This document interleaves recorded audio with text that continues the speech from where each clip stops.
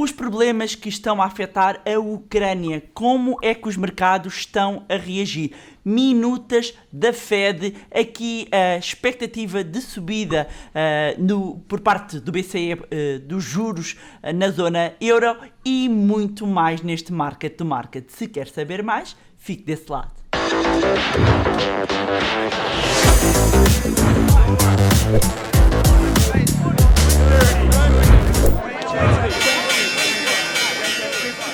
Olá, seja bem-vindo, seja bem-vinda ao Market to Market, o programa semanal em que analisamos a atualidade económica e financeira de Portugal, da Europa, dos Estados Unidos e um pouco por todo o mundo. Portanto, esta semana temos vários assuntos e, como sempre, estou acompanhada pelo Pedro Lino. Olá, Pedro Lino, tudo bem? Olá, Bárbara, tudo bem? Olá, Filipe, olá a todos que nos veem.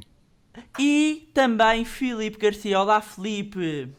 Olá, viva, obrigado por estarem desse lado. E esta semana, meus senhores, temos muitos assuntos para tratar. E há um assunto que está a marcar a ordem do dia e temos que falar dele, que é o que se está a passar na Ucrânia. E o que é que isto tem representado nos mercados?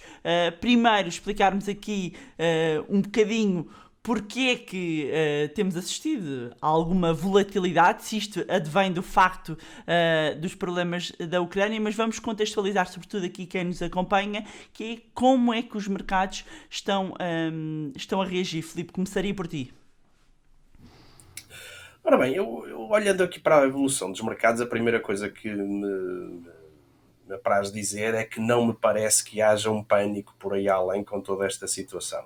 Nós estamos a ver reflexos, sobretudo ao nível dos preços da energia, no petróleo, no gás, aí reflexos mais diretos que têm a ver com o abastecimento, não só por causa disso, mas tem a ver muito com o abastecimento que vem daquele lado da Europa, e ao nível, dos outros mercados, das bolsas, temos visto efetivamente volatilidade, temos visto quedas, nós estamos com uma performance negativa em quase todos os índices mundiais. O Brasil é até uma exceção, mas temos visto uma performance negativa em quase todas as geografias, mas que me parece mais ligado aos temas da inflação e da subida de taxas por parte da Fed e outros bancos centrais do que propriamente por parte deste tema da Ucrânia. É evidente que muito se discute sobre quais são as intenções da Rússia em gerar toda esta situação. Enfim, nós não, pessoalmente acho que não somos especialistas sobre estes temas geoestratégicos, fica um pouco a sensação que a Rússia pretende, enfim, forçar a aprovação do Nord Stream 2, pretende continuar a estar no centro, digamos, da grande ação política mundial, ou seja, consolidar-se como potência, pretende também provavelmente consolidar a independência do Donbass, que é aquela parte mais oriental da Ucrânia, e também, como é evidente, tentar limitar a expansão da NATO para criar ali uma zona de algum buffer de defensivo relativamente ao seu próprio território. Estes são, digamos, é aquilo que quando lemos os relatórios dos principais analistas são referidos como as motivações. Este tema do Nord Stream 2, e temos aqui nesta infografia, temos aqui o mapa dos gasodutos que percorrem a Europa e o Norte da África, e vemos ali a laranja o famoso Nord Stream 2, que é um gasoduto que se pretende venha alimentar de gás, digamos, Europa, para fazer o bypass através do mar de territórios terrestres, se me permitem, que podem ser mais complicados, também enfim, maior débito ao nível digamos, da condução de gás ou da transmissão de gás, e este é um dos pontos da discórdia. Num determinado momento pode-se pensar que fazer tudo isto só vai atrasar a aprovação do funcionamento deste gasoduto, mas na verdade pode ser o contrário, porque pode ser uma moeda de troca para que a Rússia diga, ok, então nós saímos da Ucrânia, ou saímos, digamos, desta ameaça de irmos para a Ucrânia, e em troca fazem aqui a aprovação deste gasoduto. Mas pronto, eu acho que isto resume um bocadinho onde é que estamos,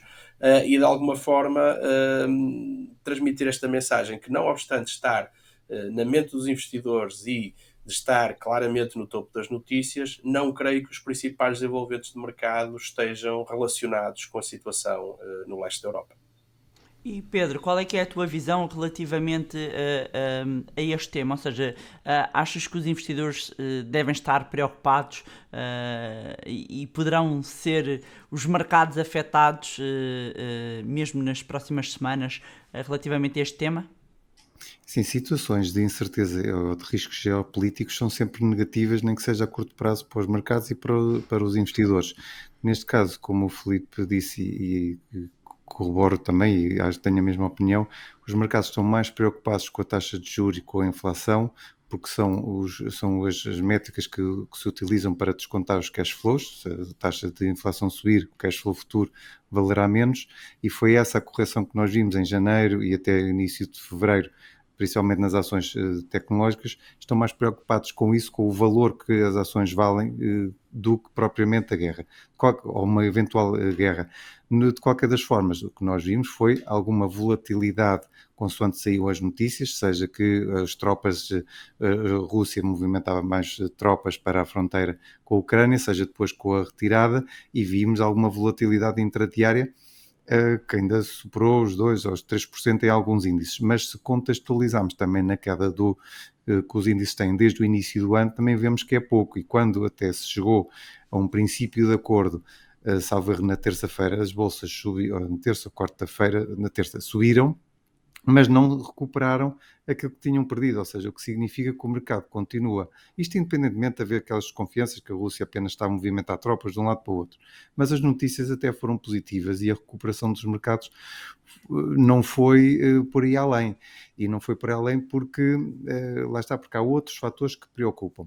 Aqui também contextualizar um pouco a dimensão da economia da Rússia. A Rússia vale 1,7 trilhões de dólares, quando, por exemplo, o PIB americano vale 21,43, ou valia, e no fundo estamos a falar que é uma economia pequena, em termos globais, mas que tem uma grande influência geoestratégica e geopolítica, porque não nos podemos esquecer das armas que a Rússia tem, e também, na realidade, da geoestratégia, porque se existisse algum conflito entre a Rússia e a Ucrânia, todo o espaço aéreo da Rússia e países vizinhos provavelmente seriam limitados para a aviação, tendo em conta as restrições e as retaliações que o Ocidente ia colocar. Ora, a primeira reação que nós vimos foi, quando o conflito escalou, foi as ações que mais dependiam do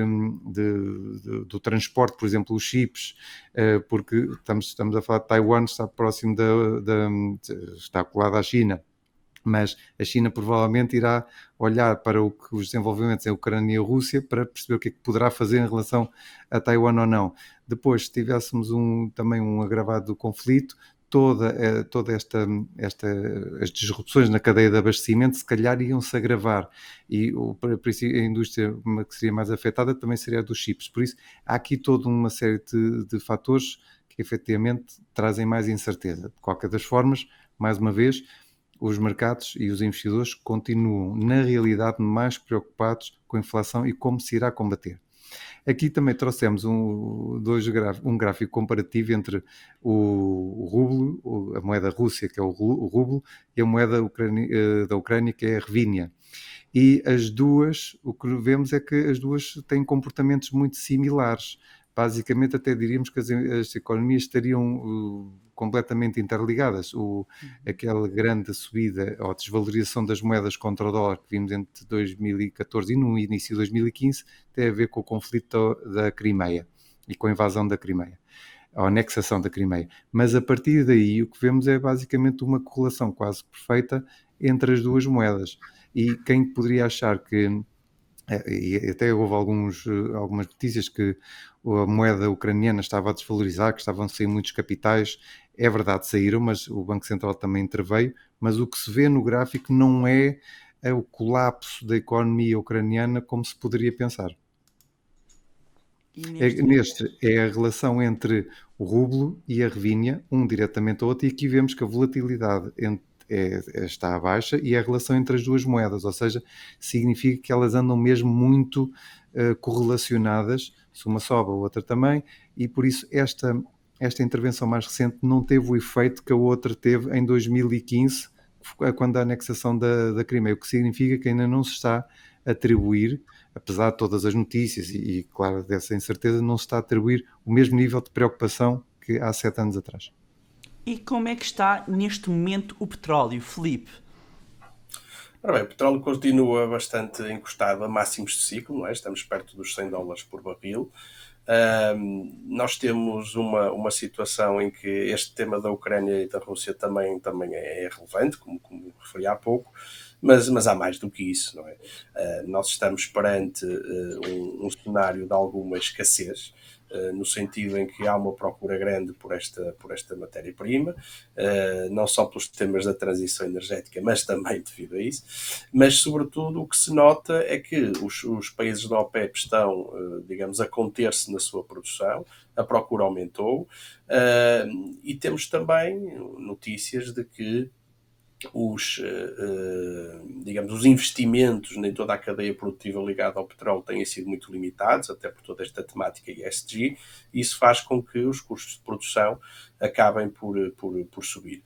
O gráfico que vimos há bocadinho é um gráfico de muito longo prazo, estamos a falar desde a década de 80, e em que vemos que, de facto, é mais para os últimos anos em que se assiste a uma maior volatilidade do preço, com aquela famosa subida aos $150 em 2008, e que depois também tem o seu reflexo há 2 anos atrás, com o início da pandemia, quando tivemos inclusivamente as cotações a níveis negativos. Mas se deitarmos fora, se quisermos ignorar esses grandes momentos de volatilidade, aquilo que vemos é que os preços estão claramente a ir para uma espécie de um novo normal, ou seja, para valores em que aquela ideia de petróleo a $50, a $40 está bastante para trás. E relativamente às minutas da Fed, Pedro, que novidades é que vieram e quais é que são aqui, no fundo, as leituras que podemos fazer das informações que têm saído?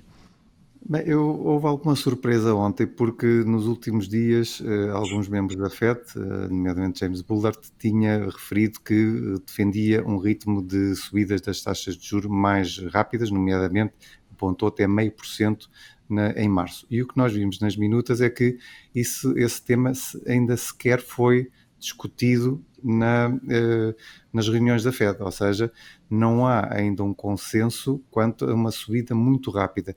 E eu acho que isto também tem a ver com o facto de a Reserva Federal quer subir as taxas de juros, quer ganhar, recuperar a sua credibilidade, porque o ano passado foi só tiros nos pés, quando diziam que a inflação era transitória, que não havia preocupações, etc. Quando todos nós vimos o preço da energia sustentadamente a subir, e isso tem que se transmitir depois a toda a cadeia de abastecimento e a todos os produtos e serviços na economia, mas o que vimos ontem nas minutas é que esse tema da subida mais agressiva ainda não foi discutido, o que significa que a Reserva Federal quer ir recuperar a sua credibilidade, mas de uma forma também cautelosa, porque não vai querer colocar em causa a recuperação da economia americana.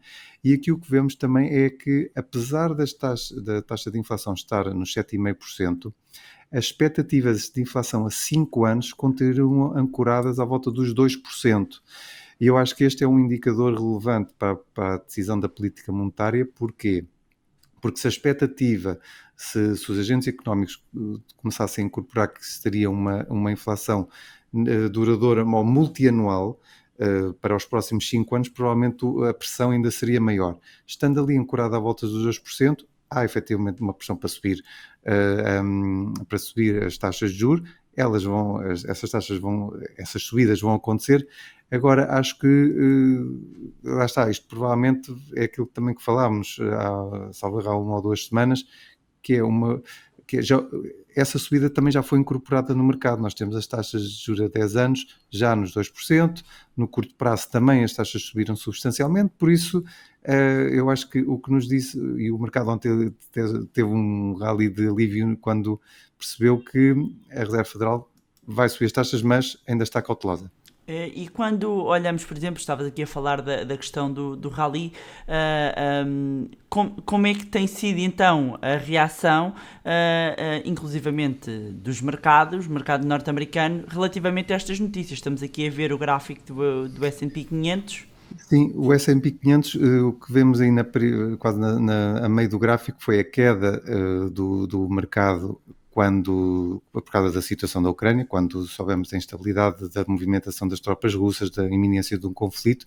Depois, essa subida que registámos dia 15 de fevereiro teve a ver com o alívio das tensões e o facto da Rússia dizer que ia retirar algumas tropas, ou não é retirar, mas que alguns exercícios tinham acabado e que as tropas iam regressar à base. E ontem, mais ao fim do dia, o que tivemos este último rally foi devido à Reserva Federal, quando os investidores perceberam que as taxas de juros não iam subir tão depressa. E mais uma vez, este também é o mesmo comportamento praticamente no Nasdaq, o outro era do SP500, e isto demonstra aquilo que tínhamos dito há pouco, é que o mercado está mesmo preocupado com a questão da inflação e das taxas de juros. Eu acho que esse será o grande perigo, é a possibilidade da inflação continuar mais alta, e eu acho que infelizmente a manutenção dos preços de petróleo muito próximo dos $100 vai ter mais consequências, porque lá está, à medida é o preço da energia, e a energia é utilizada para tudo e cada vez mais. E Filipe, como é que tu olhaste para estes dados das minutas da Fed? Ora bem, efetivamente não se discutiu abertamente a subida de 50 pontos base na reunião seguinte, mas toda a forma como as minutas aparecem dão a entender que há uma mudança de retórica para a subida de taxas na reunião de março. Acho que isso está relativamente garantido. Também foi referido que se a inflação subir de uma forma mais rápida, também as taxas de juros irão subir de uma forma mais rápida. Ou seja, fica-se com a sensação de que este início de ciclo de subida de taxas vai ter, de facto, várias subidas. Estava a ver um comentário de JP Morgan que previa 5 subidas de taxas para 2022 e agora, depois destas minutas, passou a prever 7 subidas de taxas e mais 3 em 2023, portanto um ciclo de 10 subidas de taxas. E isto está a ser agora incorporado no mercado. Agora, parece-me que a Fed vai evitar assustar o mercado.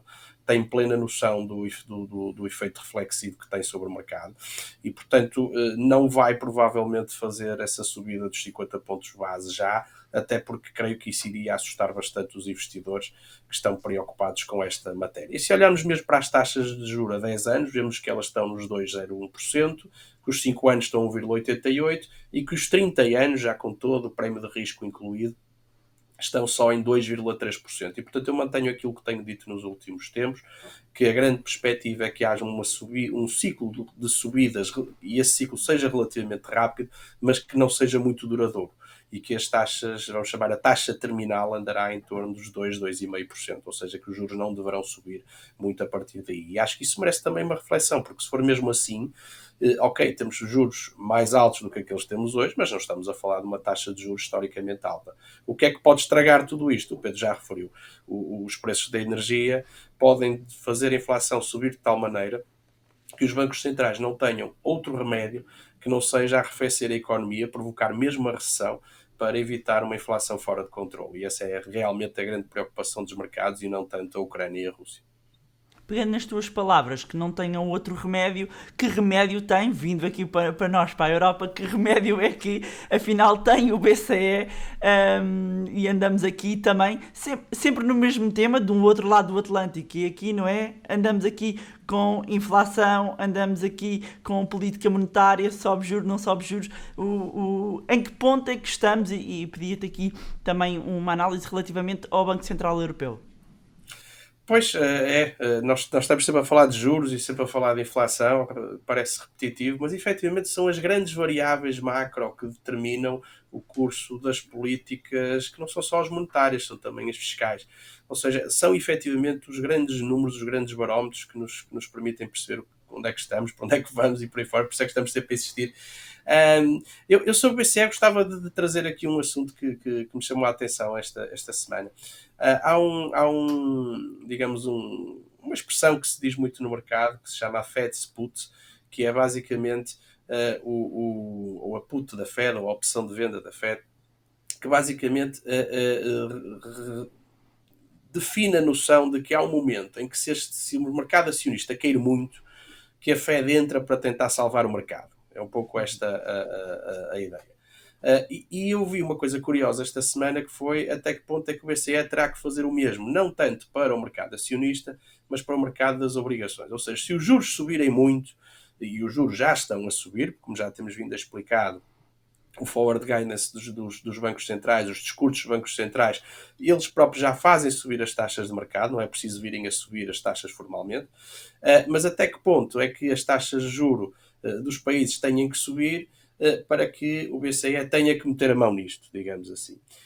E esse é um tema muito, muito curioso, porque, como nós também temos vindo a referir, um dos objetivos do BCE, o principal objetivo do BCE, é a manutenção da União Económica e Monetária, e, portanto, se tivermos uma nova crise de dívida, isso poderá levar a uma crise muito relevante dentro da zona euro e que pudesse mesmo levar à sua desagregação.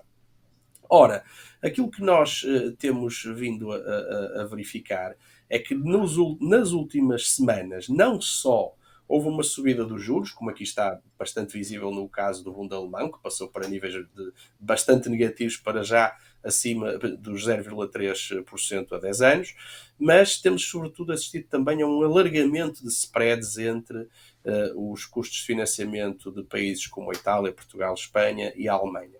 Tomando como exemplo a Itália, nós em setembro de 2021 tínhamos um spread de 100 pontos base, ou um ponto percentual, entre as obrigações da Alemanha e da Itália, e que agora está nos 165 pontos base, portanto quase que duplicou. E os juros muito mais que duplicaram, porque em setembro estávamos nos 0,7% e agora estamos nos 2%. Portanto, as duas coisas estão acumuladas. É evidente que ao longo dos anos as compras do BCE têm permitido aos países periféricos condições de financiamento muito mais atrativas, e a grande questão é se isto agora se está a alterar, se não vamos ter aqui um problema de coesão na zona euro. E no fundo é isto, ou seja, a que nível, esta é a grande discussão, a que nível é que o BCE terá que intervir? Há quem fale que será quando os juros de Itália chegarem aos 4%, ou que o spread de Itália face à Alemanha esteja entre os 200 e os 300, mas a minha mensagem era um pouco esta. Eu creio que o BCE vai deixar as coisas alargarem um pouco mais antes de entrar, e, portanto, fico com a sensação de que as condições de financiamento dos países periféricos se vão deteriorar, pelo menos neste primeiro semestre. Também partilhas desta opinião, Pedro? Sim, nós já temos vindo a assistir a uma subida das taxas de juros substancial, principalmente nos países periféricos. Então, quando falamos que a Grécia conseguia emitir dívida há 10 anos a 0,5% e neste momento está a 2,7%, a Itália também a aproximar-se dos 2% a 10 anos, Espanha, Portugal bastante já acima dos 1% e basta recuar um ano para perceber que emitíamos a zero, ou seja, isto é uma inversão completa e aqui há que perceber qual é o nível de stress da zona euro, que iremos voltar a níveis de stress, e este alargamento de spreads normalmente não é bom para ninguém, principalmente para o setor financeiro, para quem está investido em spreads, que é normalmente comprados num país e vendidos noutro, no fundo tentando fazer um hedging entre dois países. Mas mas pior, não é benéfico este alargamento de spreads, porque é a percepção de risco que aumenta junto dos investidores, que é, se eu tenho um diferencial muito grande face à Alemanha, então significa que o risco de investir naquele país também é superior, e isso pode inibir alguns investidores ou alguns fundos de investimento de comprarem dívida soberana dos países periféricos, e aí temos que esperar que o BCE tente intervir de alguma forma. Hoje também trouxemos este gráfico muito interessante, que é a evolução, que mostra a evolução da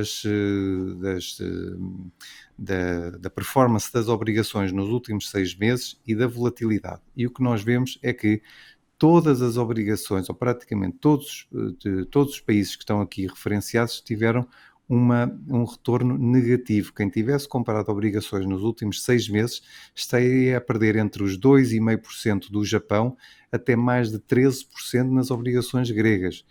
Ou seja, quando falamos que as obrigações gregas estavam a 0,5% e neste momento estão a 2,6%, as pessoas pensam, isto foi um aumento de 2%. Não, mas quem tivesse obrigações, em média tinha perdido mais de 12%, o que são perdas já significativas num ativo que muitas vezes é visto como um ativo seguro. E o que nós vemos nesse gráfico é que foi mais ou menos transversal a todas as economias. Estamos a falar da Grécia, mas também da Espanha, da França, da Itália. Todas as obrigações baixaram.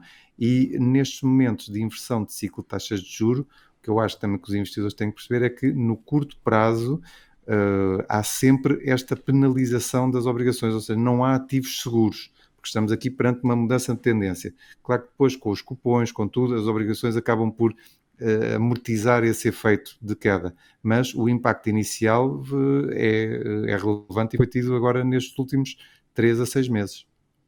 E vou aproveitar também o nosso market to market desta semana para dar uma novidade. Eu bem sei que sou parte interessada, mas queria partilhar aqui convosco o meu novo livro, Ponha o seu dinheiro a trabalhar para si, 7 passos para aprender a investir e a atingir a liberdade financeira, que já está em pré-venda, que vai chegar às livrarias no dia 22 de fevereiro, e vamos deixar aqui o link na descrição. É a obra mais completa, apesar de não ser o meu primeiro livro, é a obra mais completa que alguma vez escrevi, e que no fundo é para ajudar também a que mais pessoas consigam pôr o seu dinheiro a trabalhar para si, e ao ler o livro vai compreender o que quero dizer, numa linguagem sempre muito simples. Portanto, quem nos vê aqui no Market to Market também não se assusta, ou pessoas que chegam a dizer que está tudo explicado com uma linguagem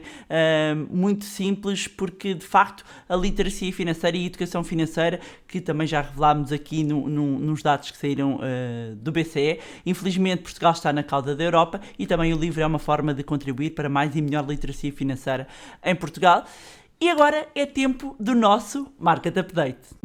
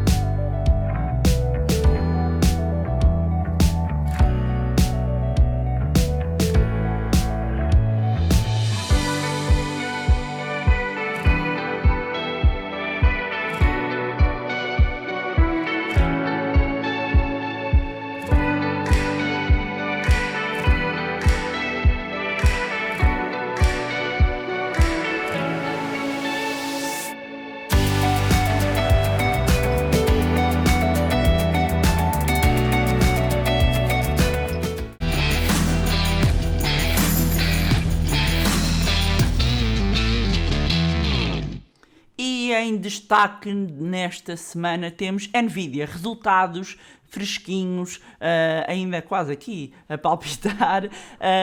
Pedro, começava por ti. Os resultados surpreenderam o mercado.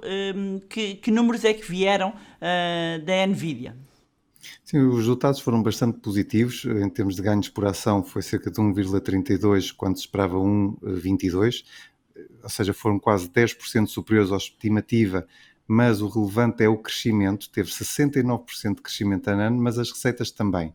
As receitas, que se esperava ser 7,4, foram cerca de 7,6 bilhões, e se repararmos que também já se esperava um crescimento de 50%, estamos a falar de uma empresa que continua a registrar fortes crescimentos.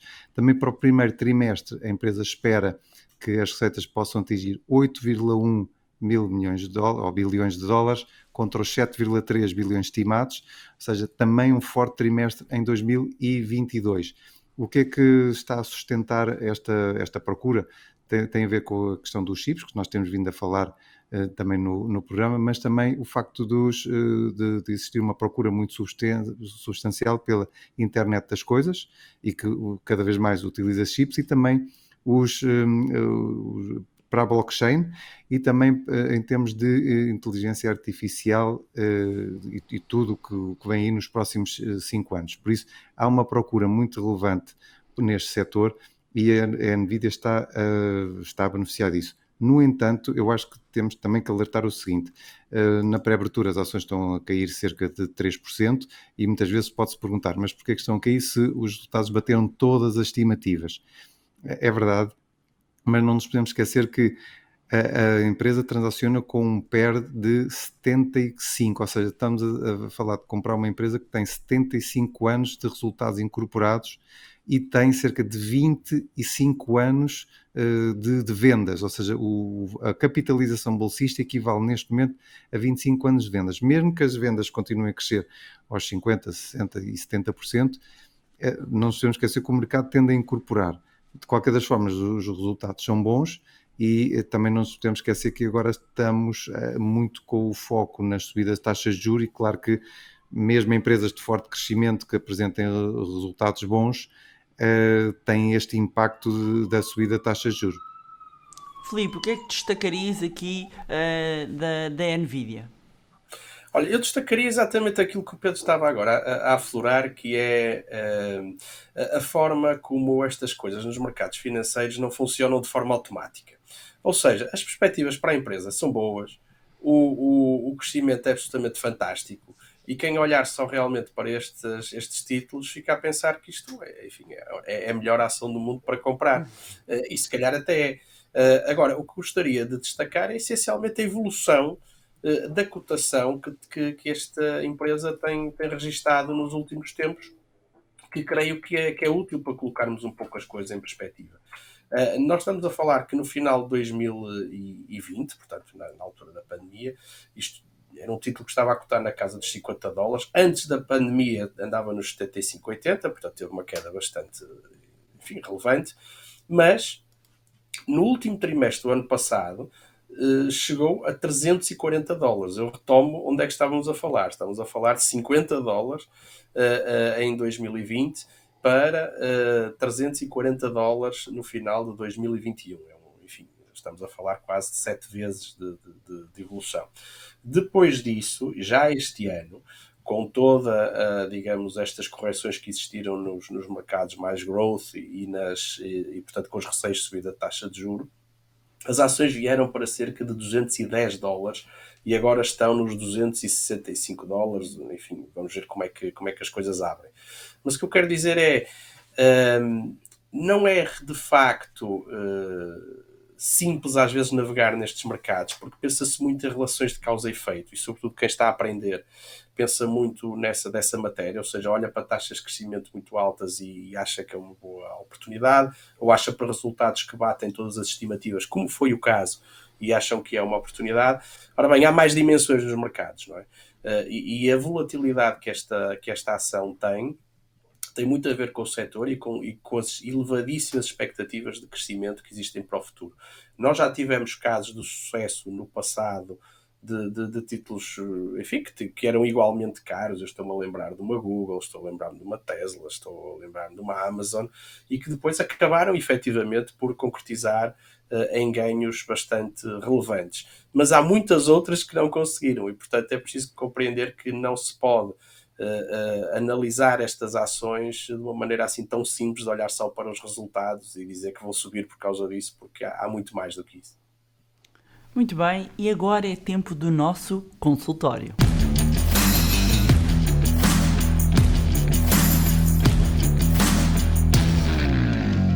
E dizer que, para quem chega agora, que nós temos este momento, esta rubrica, onde respondemos às questões que nos são enviadas aqui por quem acompanha o nosso programa Market to Market. Se quiser deixar a sua questão, vai encontrar na descrição deste vídeo um link, carregue e coloque a sua questão, que nós vamos escolher e serão aqui respondidas. Então vamos às questões que nos chegaram esta semana, começando pela questão do Bruno Ribeiro. Parabéns pela iniciativa, com as empresas tech a tirar enorme partido da pandemia, com crescimentos acentuados, exemplo a Google com receitas de publicidade, a Apple com receitas dos novos MacBooks, e assumindo que em 2022 a nossa vida já será um pouco mais normal, há quem esteja preocupado que os resultados year on year de 2022 possam ser negativos comparados com 2021. Qual a vossa opinião sobre isto e como podemos preparar o nosso portfólio para esta eventualidade? Obrigado. Pedro, o que é que temos a responder ao Bruno? O Bruno coloca uma questão pertinente, que é o facto das empresas tecnológicas terem subido bastante e terem beneficiado no fundo, do confinamento e toda a pandemia e terem conseguido até ganhar mais dominância no fundo, aceleramos a transição ou a adoção de novas tecnologias, seja digitalização, ou as empresas foram forçadas a repensar muito o seu funcionamento, e algo que se calhar iria acontecer nos próximos 5 anos, houve essa retirada de benefício já. Nesse sentido, é verdade que as empresas de tecnologia estão um pouco caras, por isso é que o Nasdaq é o índice que mais cai este ano, está com uma queda de cerca de 12%, mas eu acho que o regresso à normalidade não é incompatível com a manutenção destas empresas e do crescimento destas empresas. Nós vimos agora pelos resultados da Nvidia, mas também já vimos pelos resultados da Google, das perspectivas para 2022, da Apple igualmente, ou seja, estas empresas vão beneficiar também da retoma da economia. Agora, dentro da tecnologia temos setores e temos mundos completamente diferentes. Por exemplo, as pequenas e médias empresas estão a ter performances muitíssimo mais negativas, e se olharmos para as small caps, têm quedas superiores a 40% ou 50% desde o início do ano, o que é substancial, e o índice, nós olhamos para o índice, baixa pouco, porque estamos a falar de que as 10 maiores empresas têm pesos da volta de quase 40% a 50% do índice tecnológico. Por isso é que não se vê tanto. Agora, como é que nos podemos proteger? Porque, efetivamente, se as pessoas estão mais atentas agora às empresas que vão beneficiar pela abertura da economia, o que vai haver aqui é um normalizar das valorizações. Provavelmente a tecnologia irá estabilizar e os investidores, e estamos todos à espera que os resultados acompanhem as valorizações pagas, mas por outro também temos a retoma dos setores mais tradicionais, e por isso temos visto setores como o da aviação, até os automóveis, o turismo, a recuperar bastante. E o que há é uma rotação de setores. Como é que nos podemos proteger? Bem, ou pela diversificação, e por isso é que não convém ter os ovos todos debaixo da mesma galinha, ou então até diminuir ligeiramente um pouco a exposição à tecnologia, para não, nem que seja colocar em cash ou em liquidez momentaneamente, para não estar sujeito a esta volatilidade. Nós vamos ter volatilidade. Eu continuo a achar que a longo prazo a tecnologia pode ser uma das soluções para até as taxas de inflação mais elevadas. Mas isso não implica que, efetivamente, este ano não seja um ano de grande volatilidade para a tecnologia. Muito bem, agora vamos então à próxima questão. A próxima questão chega-nos da Paula, e a Paula pergunta: sendo um investidor em Portugal, devo preferencialmente comprar ações em bolsa europeias ou nos Estados Unidos? Por exemplo, se comprar Tesla, devo comprar, e põe aqui os stickers, qual é que é a Tesla, se a cotada nos Estados Unidos, se a cotada na bolsa alemã. É que os valores são diferentes e até os rácios variam. Filipe, o que é que temos a dizer à Paula? Paula, obrigado pela pergunta, que é pertinente, e devo desde já dizer que é uma das preocupações que assola muitos gestores de investimento, é se devem fazer gestão do risco cambial da sua carteira ou não, e portanto a pergunta é bem colocada. A primeira alerta que eu faria é que, se eu estiver a comprar Tesla, que é disto que estamos a falar, nos Estados Unidos ou na Europa, eu não estou a cobrir de maneira nenhuma o risco cambial. Porque aquilo que vai acontecer é que, vamos imaginar, mesmo que a cotação se mantenha, se o dólar subir 2%, a cotação da ação na Europa vai também subir 2%. É a mesma coisa se acontecer ao contrário. Ou seja, a cotação nas diversas praças vai sempre refletir a cotação da Tesla nos Estados Unidos ajustada do efeito cambial. E, portanto, não estou a cobrir risco, eu simplesmente não tenho uma exposição direta ao dólar, passo a ter uma exposição indireta ao dólar. E, portanto, ao comprar, isto é muito importante de referir, ao comprar, digamos, nas bolsas europeias, eu não estou a cobrir o risco cambial. Continuo perfeitamente exposto a essas evoluções. Pode ser vantajoso comprar na Europa, poderá eventualmente, se por exemplo estiver a trabalhar com um acesso a mercado, uma corretora em que as condições sejam melhores para comprar na Europa que nos Estados Unidos, pode fazer sentido.